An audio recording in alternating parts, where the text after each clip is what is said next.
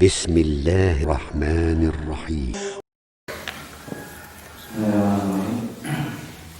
Assalamualaikum warahmatullahi wabarakatuh. Alhamdulillah, nahmaduhu wa nasta'inuhu wa nastaghfiruh wa na'udzu billahi min shururi anfusina wa sayyi'ati a'malina.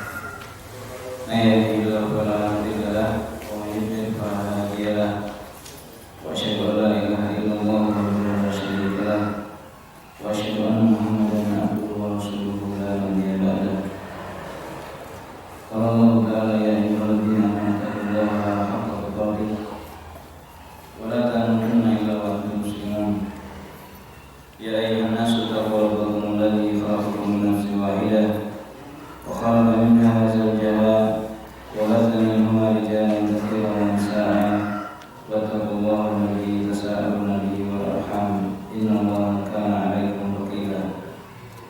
Ya ayyuhalladzina amanu taqullaha wa qulu qawlan sadida yuslih lakum a'malakum wa yaghfir lakum dhunubakum wa may yuti'illaha wa rasulahu faqad faza fawzan 'azima. Amma ba'd. Ikhwatillah rahimani wa rahimakumullah, pada pagi hari ini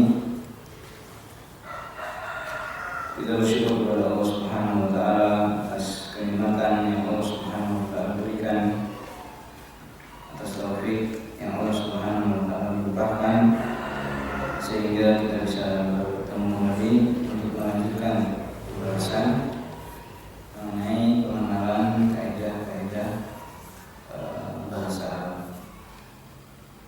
Ikhwatillah rahimani wa rahimakumullah, sedikit mengulang materi yang sebelumnya sudah pernah disampaikan, yaitu tentang pentingnya kita semua untuk bersama-sama menuntut ilmu agama. Banyak sekali ayat ataupun hadis yang menunjukkan hal itu. Di antaranya Allah Subhanahu wa taala berfirman, "Yarfa'illahu alladziina aamanu minkum walladziina utul ilma darajat." Allah Subhanahu wa taala berfirman, Allah akan mengangkat kedudukan orang-orang yang beriman dan orang-orang yang diberikan ilmu beberapa derajat. Ayat ini menunjukkan keutamaan dari orang-orang yang diberikan ilmu. Demikian juga Allah Subhanahu wa taala berfirman dalam ayat yang lain, "Innama yakhshallaha min ibadihi ulama." Hanya saja yang merasa takut kepada Allah di antara hamba-hambanya adalah orang-orang yang berilmu.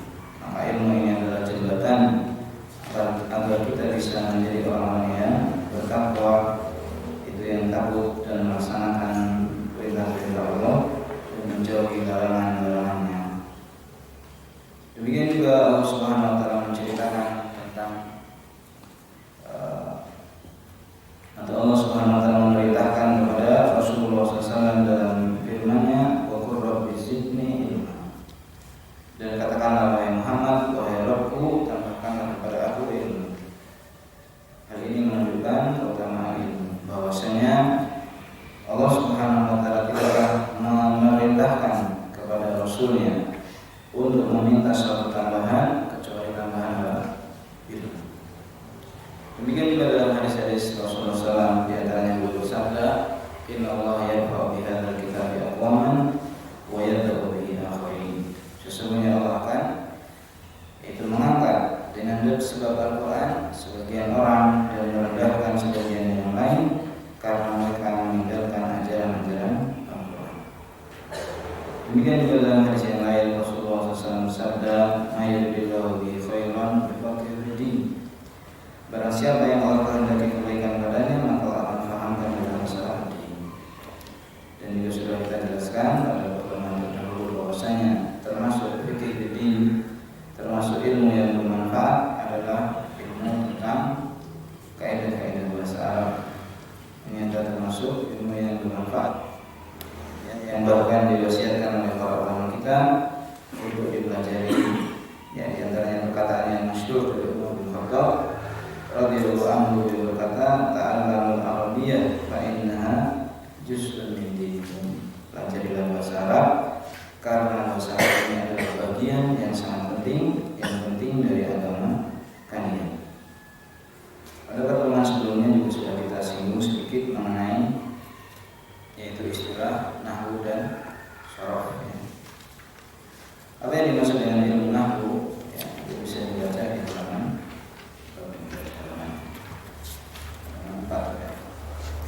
Ilmu nahwu adalah suatu ilmu mengenai kaidah-kaidah untuk mengetahui hukum-hukum akhir kata di dalam bahasa Arab. Jadi dalam bahasa Arab ini akhir kata ini ada yang akhirnya bisa berubah dan ada yang akhirnya tetap. Kalau dalam istilahnya perubahan itu disebut dengan istilah apa? I'rab. Ya, bisa dilihat di halaman di bagian 5 ya. Ada istilah dasar dalam ilmu kaidah bahasa Arab. Ya. Istilah yang disebutkan i'rab artinya adalah perubahan keadaan akhir kata. Jadi kita mulai mengenal istilah-istilah ini. Apa yang dimaksud i'rab disebutkan di sini artinya perubahan keadaan akhir kata. Nah, kata yang akhirnya bisa berubah itu disebut dengan apa? Mu'rab. Ini di bawahnya dengan mu'rab adalah sebutan untuk kata yang akhirnya bisa berubah. Kebalikannya disebut dengan istilah apa? Bina. Artinya tetapnya keadaan akhir kata. Jadi yang tetap itu namanya apa? Bina. Nah, kalau katanya disebut kata yang mabni.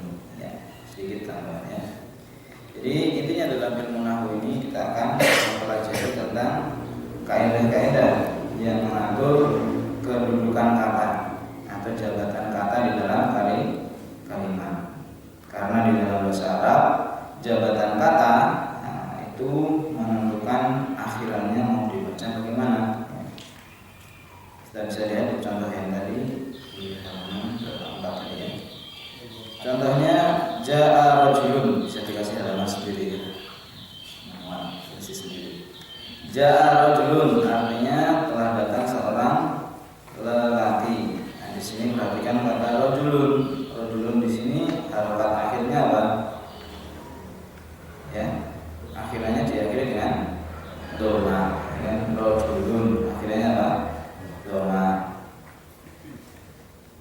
Contoh yang lain, ro'a itu rajulan, saya telah melihat seorang lelaki. Rajulan di sini harokatnya apa? Fathah, kan? Yang ketiga, marartu bi rajulin, saya melewati seorang lelaki. Di sini rajulin harokatnya apa? Kasrah. Nah, demikianlah bahasa Arab. Dengan ilmu nahwu kita bisa mengetahui kapan dibaca rajulun ya, dengan doma, kapan dibaca rajulun dengan fathah, dan kapan dibaca rajulin. Kemudian yang berikutnya adalah saya singkat saja. Kemudian pengertian ilmu shoroh. Kemarin sebagian saya ulangi, sebagian mungkin tidak. Shoroh disebut juga ilmu tasrif, merupakan ilmu yang membahas tentang kaidah-kaidah yang mengatur seputar perubahan atau pembentukan kata di dalam bahasa Arab. Contohnya kata nasoro. Apa artinya nasoro? Menolong. Ini adalah kata kerja. Kata kerja ini bisa diubah menjadi bentuk kata yang lain seperti menjadi nasirun, artinya apa? Penolong. Kalau ini kata benda ya. Bisa diubah lagi menjadi unsur. Ini kata perintah, artinya apa? Tolonglah. Nah, di mana kita bisa belajar? Kita bisa belajar kaidah ini yaitu dalam ilmu shoroh atau tasrif. Nah, kalau kemarin yang saya tunjukkan itu yaitu buku ini apa? Modul belajar bahasa Arab dari nol, ini isinya adalah pelajaran ilmu nahwu ya, dasar. Yang ini sudah fotokopi. Ini adalah ilmu nahwu. Ada ilmu shoroh ya, mungkin bisa belajar kita Mu'tarad. Kitab Mu'tarad yang ditulis oleh Ustaz Amr Rafiq bin Burhan Habibullah. Kita masuk ke bagian keempat ya. Sedikit kita bacakan ya. Urgensi ilmu nahwu dan shoroh. Pentingnya bahasa Arab. Berkata Ibnu Taimiyah rahimahullah, sesungguhnya bahasa Arab itu sendiri merupakan bagian dari agama. Dan mengenalinya adalah sebuah perkara yang fardu, bukan wajib.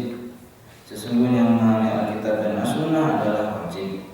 Ya, jadi memahami Quran dan Sunnah ini adalah wajib hukumnya. sementara ia tidak bisa dipahami kecuali dengan bahasa Arab. Ya.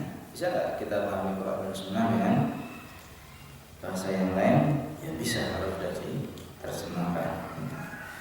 Tapi intinya untuk bisa memahami harus kembali kepada bahasa Arab. Suatu kewajiban yang tidak bisa terlaksana kecuali dengan suatu hal yang lain, maka suatu hal yang lain itu menjadi wajib pula.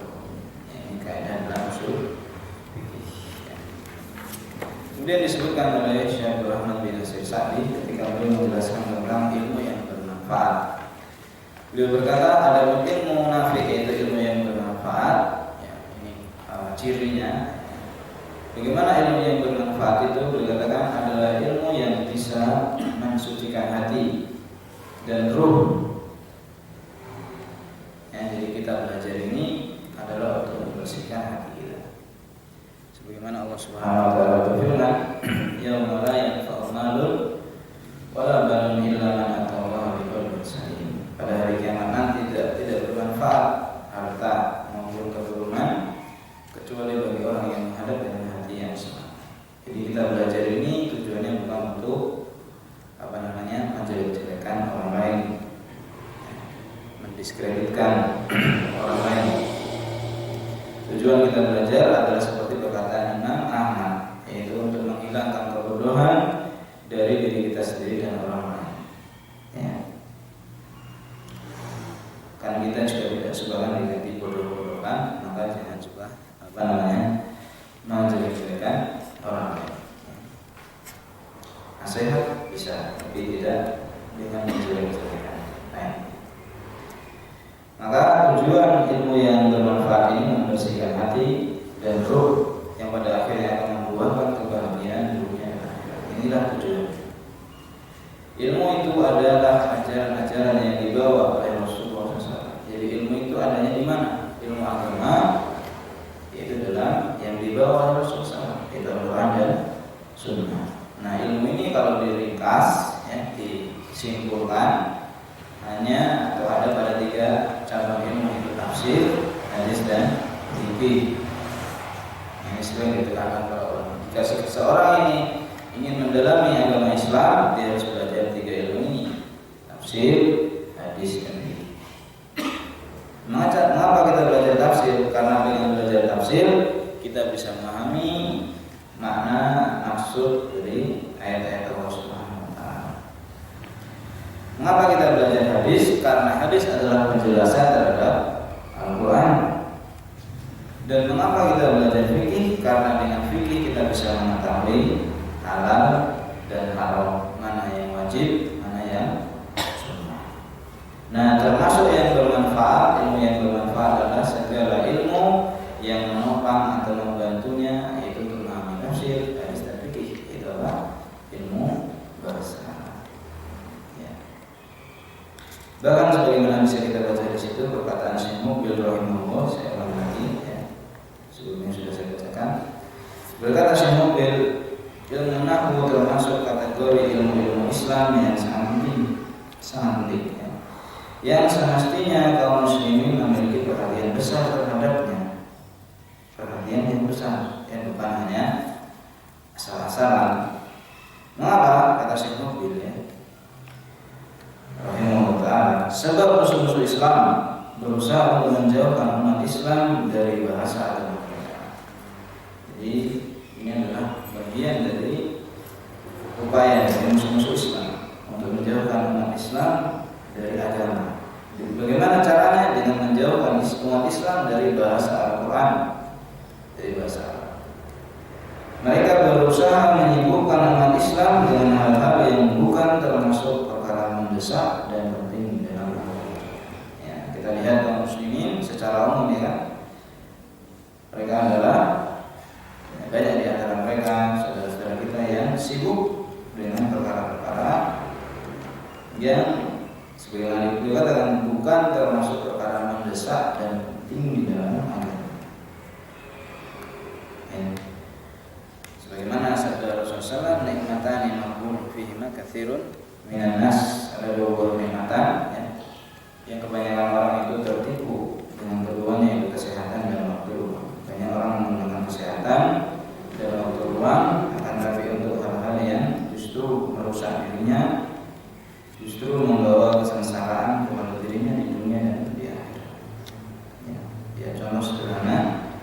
di bulan Ramadan ini harusnya orang banyak beribadah, malah digunakan waktu untuk dia main. Kalau anak-anak ya paling mainannya petasan, gitu kan. Kalau sudah dewasa mungkin yang lain lagi, ya kan. Ini menunjukkan banyak manusia ini sibuk dengan perkara-perkara yang bahkan tidak penting, ya. Kata Rasulullah SAW, min husni islamil mar'i tarkuhu ma la ya'ni. Di antara ciri tanda baiknya keislaman seorang, dia meninggalkan sesuatu yang tidak penting baginya. Penting dan tidak penting itu ya terkadang relatif, ya. Mungkin penting bagi para ulama, ya, tapi bagi antum misalnya dalam masalah-masalah tertentu, mana yang lebih penting, ya belajar yang dasar-dasar. Ya, karena kita dapati sebagian orang bersemangat belajar, semangat ngaji, tapi yang dibahas malah ilmu-ilmu yang mungkin kita katakan terlalu berat, ya, atau bukan belum saatnya bagi mereka berbicara masalah itu. Baca kitab baca belum bisa, sudah bicara bicara jarh wa ta'dil misalnya. Ini sesuatu yang tidak tepat. Maka dikatakan oleh Imam Bukhari dalam Sahihnya ketika beliau menukil perkataan para ulama, siapa yang disebut dengan Rabbani? Imam Bukhari menukil perkataan para ulama, Rabbani adalah alladzi yu'allimun nasa bi sighoril ilmi qabla kibarihi. Yaitu orang yang mentarbiyah, yaitu mendidik, membina manusia dengan ilmu-ilmu yang besar sebelum ilmu-ilmu yang besar. Jadi kita ini dalam belajar Islam harus bertahap, ya, harus bertahap. Tidak bisa orang itu belajar Islam sekaligus kayak orang kopi data, ya. Kopi data pakai flash disk, ya. Ini ada beberapa mega, beberapa giga sekalipun, ya. Ya, pakai flash atau pakai hard disk eksternal, ya, bisa di copy. Belajar Islam tidak seperti itu, ya. Antum bisa copy kitabnya, tapi antum untuk memahami kitab-kitab itu butuh cara, ya. Sekarang antum mau belajar Al-Quran, sudah bisa baca Al-Quran, alhamdulillah, kan. Nah, untuk memahami Al-Quran itu kita butuh kitab tafsir, butuh penjelasan para ulama. Makanya Allah katakan, fas'alu ahla dzikri in kuntum la ta'lamun. Bertanyalah kepada ahli ilmu jika kalian tidak tahu. Nah, bagaimana kita bertanya? Di antara bentuk bertanya kita cari dalam kitab-kitab para ulama. Nah, bagaimana kita bisa paham kitab para ulama kalau kita tidak bisa bahasa Arab? Ya. Gimana? Susah kan? Jadi harus bisa bahasa Arab. Ya, makanya sudah saya sampaikan juga, para ulama kita tidaklah mereka itu menjadi ulama kecuali mereka setelah belajar bahasa Arab. Banyak para ulama yang bukan orang Arab bisa menjadi ulama, ya, bahkan menjadi Amirul Mukminin bil hadis seperti Imam Bukhari. Bukan orang Arab, tapi menjadi ulama.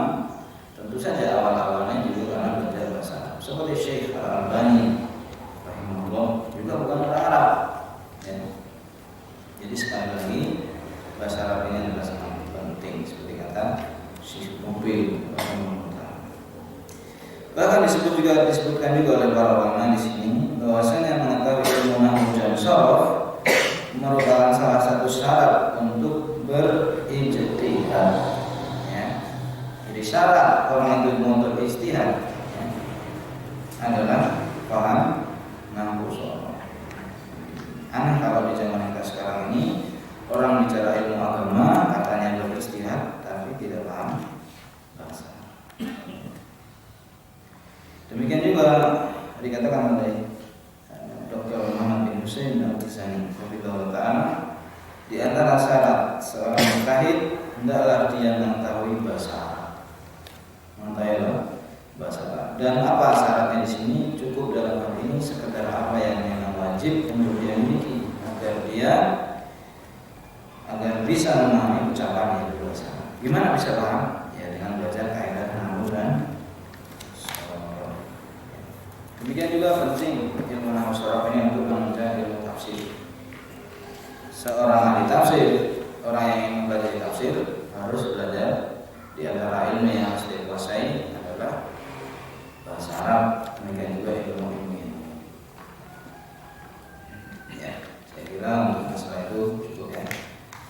kita masuk ke bagian 5 tadi tentang istilah dasar dalam ilmu kaidah dasar. Jadi karena pertemuan ini hanya 2 kali, ya, sebelumnya kemarin dan juga terakhir kali ini, ya tentu saja ini namanya saja pengenalan ilmu kaidah dasar. Jadi ini hanya kenalan, ya, ini baru perkenalan. Jadi kalau mau belajar, ya silakan nanti bisa menghubungi panitia, mungkin bisa kelas bahasa. Ini bukan promosi, cuma ngasih tahu. Ya, kita masuk istilah dasar dalam ilmu kaidah dasar. Nah, di dalam ilmu nahwu, ya, terdapat istilah-istilah dasar sebagai berikut. Yang pertama al-kalimah. Apa itu al-kalimah? Al-kalimah adalah kata.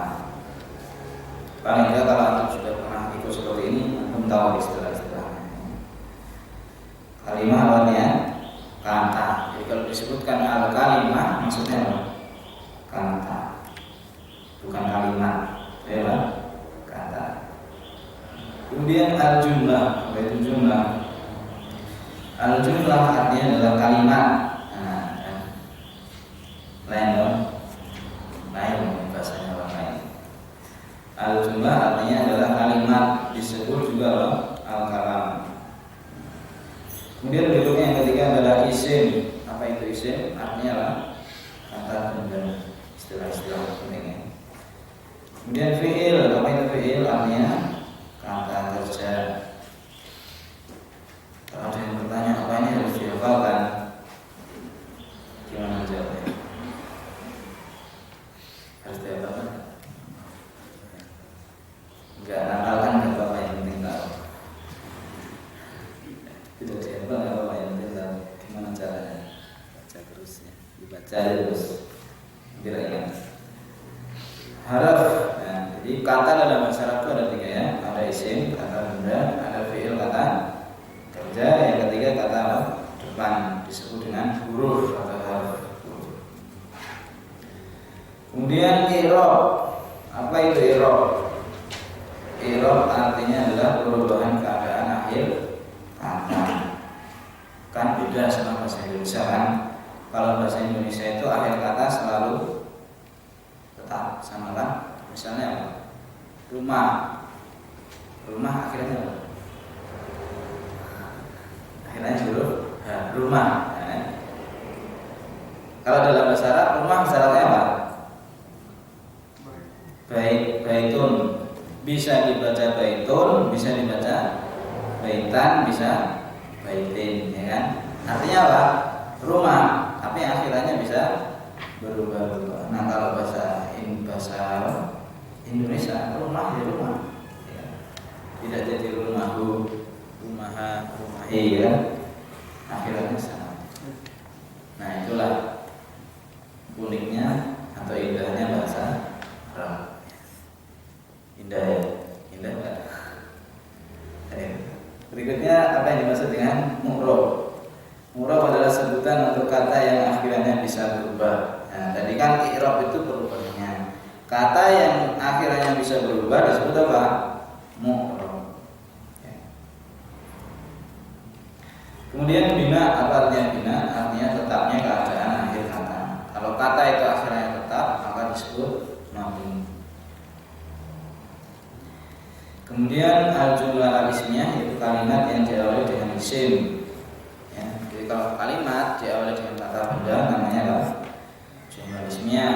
Kalau jumlah fi'liyah itu kalimat yang diawali dengan apa? Fi'il. Ya. Memang kalau tidak ada ininya agak susah ya ada contohnya. Makanya tadi saya sarankan untuk fotokopi buku ini ya. Bagi yang punya silakan fotokopi. Judulnya modul belajar bahasa Arab dari nol. Tulisan Ustaz Ibnu Muslim. Jadi ini sekedar pengenalan aja. Kalau mau baca lebih jelas di sini ada. Dan kalau nggak salah juga ada CD-nya, ada 3 CD. Kemarin sudah bisa, sudah dibawakan juga mungkin sama panitia. CD-nya bisa dibuka pakai apa? Pakai laptop, pakai flash. Tapi memang belajar bahasa Arab itu nggak bisa otodidak ya, susah ya, karena kaidahnya nggak sederhana, jadi itu guru. Walaupun ada CD-nya belajar nahu tanpa gurunya siapa? Nah ini CD ini ada CD-nya yang isi Ustaz Dodi ya. Baik, kita lanjutkan. Berikutnya fi'il madhi. Apa artinya fi'il madhi? Artinya kata kerja lampau ya, kata kerja lampau ya, ini nasi kalau ada tulisannya ya. Misalnya kataba, apa artinya kataba? Menulis, telah menulis ya, kata kerja lampau. Ini kalau di sini bisa dilihat, tapi sebagian tidak bawa ya. Berikutnya fi'il mudhari, artinya kata kerja sekarang atau akan datang ya, fi'il apa namanya? Mudhari. Jadi bahasa Arab itu kata kerja ini berubah ya. Kalau kata kerja lampau namanya fi'il madhi seperti kataba. Kalau jadi sekarang jadi gimana? Jadi yap tubuh itu namanya fi'il mudhari. Yang ketiga adalah fi'il amr. Apa itu fi'il amr? Kata kerja perintah ya. Selainnya saya kira bisa dibaca nanti ya. Kita ringkas saja, kita lanjutkan ke macam-macam kata yang artinya ada bahasa masih setengah jam. Macam-macam kata atau kalimat dalam bahasa Arab terbagi berapa? Menjadi 3 ya, jadi dalam bahasa Arab ini kata hanya berapa? Ada 3 macam saja. Kalau bahasa Indonesia kata ada berapa?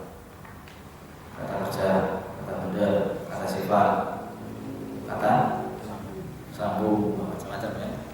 Bahasa Arab kata itu 3 sederhana kan? Sederhana.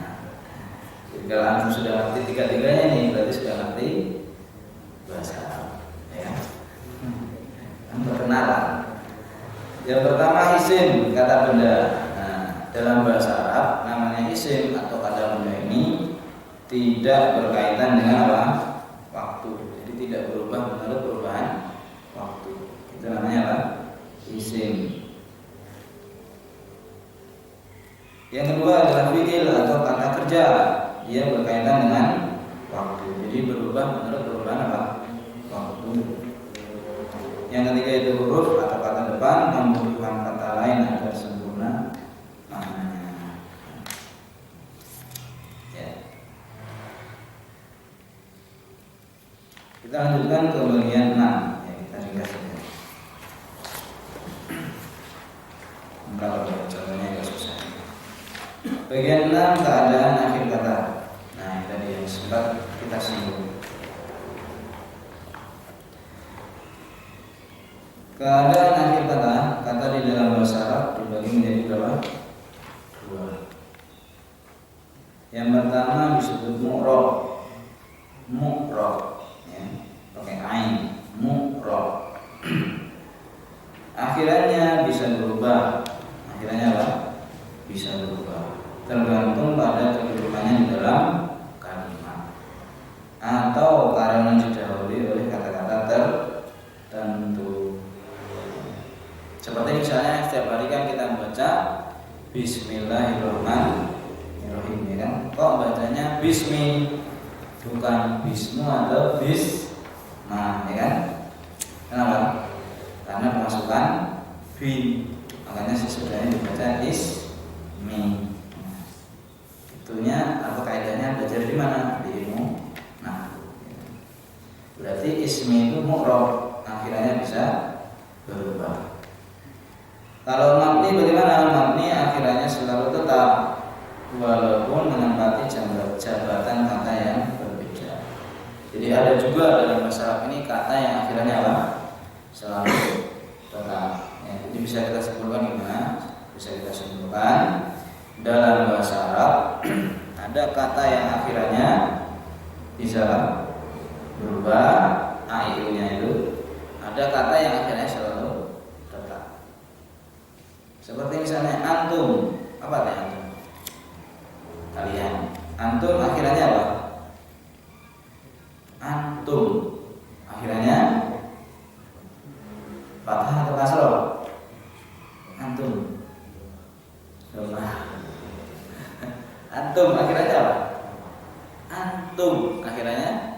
sukun. Ya, jadi nggak boleh dibaca antuma, antumi atau antumu. Nah, dia apa? Tetap. Namanya apa? Mabni. Ya kan? Anta, abadnya anta. Apa? Kamu, kalau antum kalian, ya kan? Kalau anta, kamu satu laki-laki. Bisa nggak jadi antu? Bisa? Tidak bisa. Jadi anti? Hah? Bisa nggak? Anta jadi anti? Bisa nggak? Bisa. Nah, kan ada anti. Anti itu kamu perempuan lain. Anta kan kamu satu laki-laki. Kalau anti kamu satu perempuan. Nah itu namanya apa? Mabni. Akhirnya selalu tetap.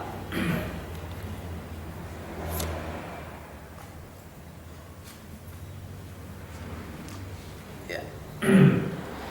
Kita lanjutkan. Ditinjau dari keadaan akhir katanya, ya, maka kalimat atau kata bisa diuraikan sebagai berikut. Yang pertama, isim. Isim tadi apa? Kata benda. Isim atau kata benda ini ada yang mudhaf dan ada yang apa? Mabni. Jadi ada yang akhirnya bisa berubah dan ada yang akhirnya apa? Tetap. Jadi anda bisa bikin bagan sendiri kan? Kata dalam bahasa Arab bagi berapa tadi? 3. Yang pertama isim, yang kedua fiil, yang ketiga huruf. Isim kata benda, fiil kata kerja, huruf kata tukang. Isim dibagi lagi menjadi 2. Ada yang akhirnya bisa berubah, ada yang akhirnya tetap. Yang akhirnya bisa berubah namanya apa? Mu'rab. Yang akhirnya tetap mabni. Demikian juga fiil. Fiil ini bisa kita bagi menjadi berapa? 2. Ada yang akhirnya bisa berubah, ada yang akhirnya tetap. Yang akhirnya bisa berubah namanya apa? Mu'rab. Yang akhirnya tetap mabni. Jadi paling enggak kamu sudah tahu konsepnya. Adapun huruf maka semuanya adalah mabni. Akhirnya selalu tetap. Ya. Kita lanjutkan dulu yang bawahnya. I'rab dan bina. I'rab adalah perubahan keadaan akhir kata karena hal-hal atau faktor-faktor luar yang mempengaruhinya. Misalnya karena perbedaan kedudukan atau jabatan kata. Kalau dalam bahasa Indonesia kan ada istilah apa? Subjek, ada istilah apa?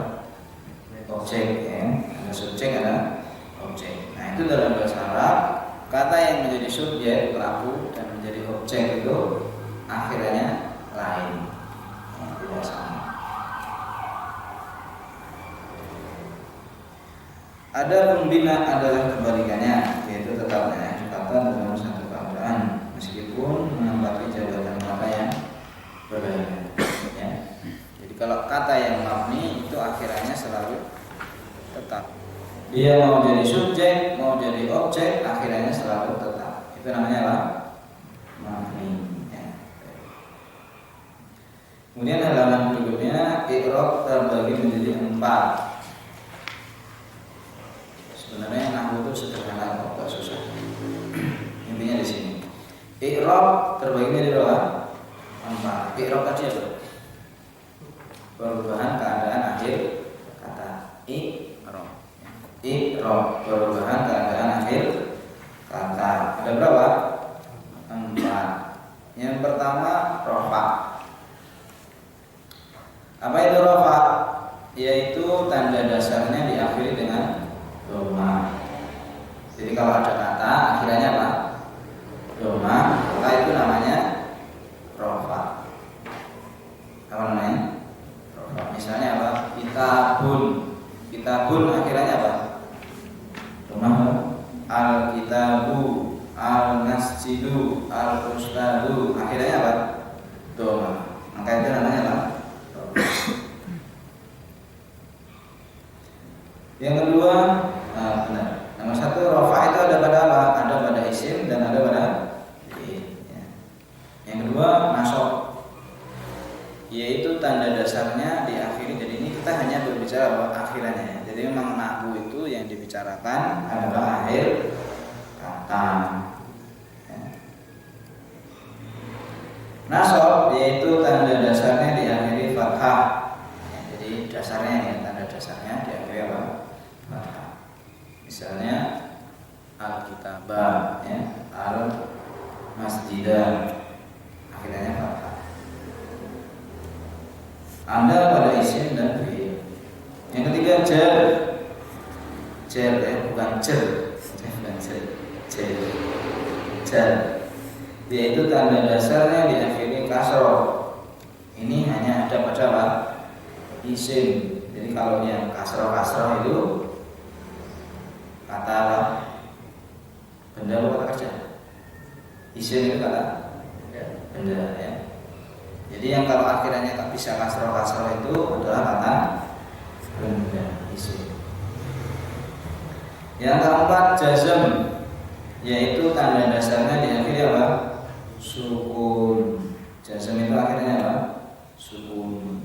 Nah ini hanya ada pada apa?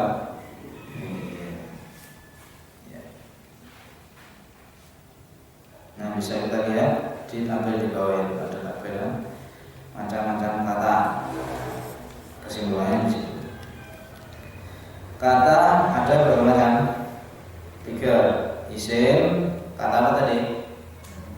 Ada fi'il, kata kerja dulu, kata depan. Nah bisa kita bagi isim ini ada yang marfu. Marfu itu kalau tadi apa? Rofa, ya. Akhirnya ditandai dengan apa? Dhamma. Kalau mansub ditandai dengan nasab tadi apa? Fathah. Kalau majrur akhirnya apa? Kasroh. Ya. Kita sudah mengenal istilahnya, ada marfu, ada mansub, ada apa? Majrur. Ya kan? Kalau akhirnya dhamma namanya apa? Marfu. Kalau akhirnya fathah, mansub. Kalau akhirnya kasroh, majrur. Ya. Jadi kalau misalnya saya katakan kitabun, itu mansub atau majrur? Ya. Kitabun mansub atau majrur? Ya. Kitabun mansub atau majrur? Ya. Marfu kan tuh. Kalau kitabin majrur, kitaban masuk. Ya, paham ya? Demikian juga fi'il. Fi'il ini dibagi 3, ada marfu tandanya dhamma, mansub tandanya apa? Fathah, majzum tandanya apa? Sukun. Ya, ini sifatnya masih dasar. Yang prinsip dasar seperti itu.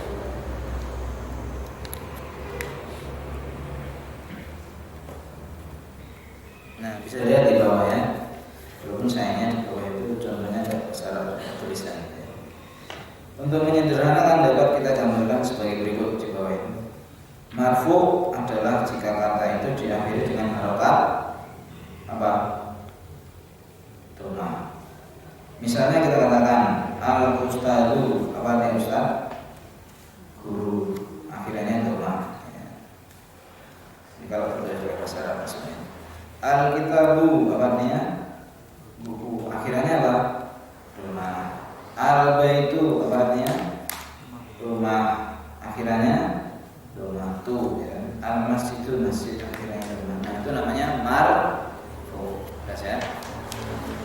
Halaman berikutnya mansub adalah jika kata itu diakhiri dengan harokat fathah, seperti misalnya kita katakan al-ustada fathah, al-kitabah akhirnya fathah, al-baita fathah, al-masjidah fathah.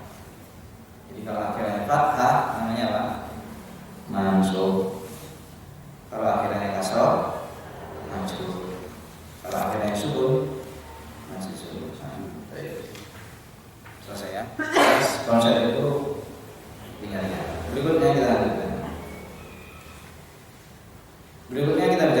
kan tabelnya ya, bagiannya tadi gimana? Kata dibagi menjadi berapa? Isim, fiil, isim kata, dan fiil kerja huruf depan. Tadi kan dibagi lagi, isim dibagi berapa? Dua, ada yang akhirnya bisa berubah, ada yang akhirnya tetap. Yang berubah namanya apa? Mu'rab. Yang tetap mabni. Demikian juga fiil, ada yang mu'rab, ada yang mabni. Nah sekarang yang pertanyaannya yang mu'rab dan yang mabni apa? Nah, sekarang dijelaskan. Yang mabni dulu yang gampang. Mabni kan tetap. Kalau tetap itu lebih mudah yang tetap atau yang berubah? Tetap, ya kan? Kalau berubah kan tidak mikir kan, harus mikir akhirnya. Kalau tetap kan ya sudah tetap akhirnya. Nah, isim yang mabni, sekarang kita bicara yang isim dulu.